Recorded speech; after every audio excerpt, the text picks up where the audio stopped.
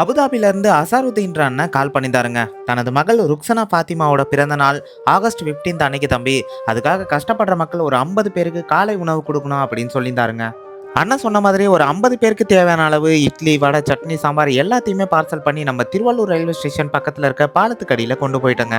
அங்க இருக்கிற மக்கள் எல்லாரையுமே ஒன் பை ஒன்னா லைனா வர சொல்லிட்டு எல்லாருக்கும் தேவையான அளவு இட்லி, வடை எல்லாத்தையுமே போட்டு குடுத்தாங்க. எல்லாரும் பார்த்தீங்கன்னா வாங்கி சாப்பிட்டு, "ரொம்ப நன்றி தம்பி. உணவு குடுத்தவங்களுக்கு ரொம்ப நன்றிப்பா" அப்படின்னு சொன்னாங்க. இந்த பகுதியில இருக்க குழந்தைங்க எல்லாருமே நம்ம அறக்கட்டளை சார்பா படிக்க வைக்கலாம்னு முடிவு பண்ணியிருக்கோங்க.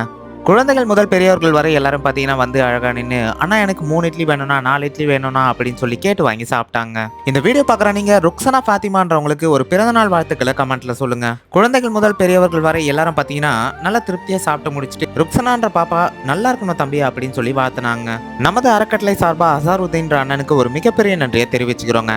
நீங்களும் உணவு கொடுக்கணும்னு நினைச்சீங்கன்னா நமது அறக்கட்டளையை தொடர்பு கொள்ளுங்க.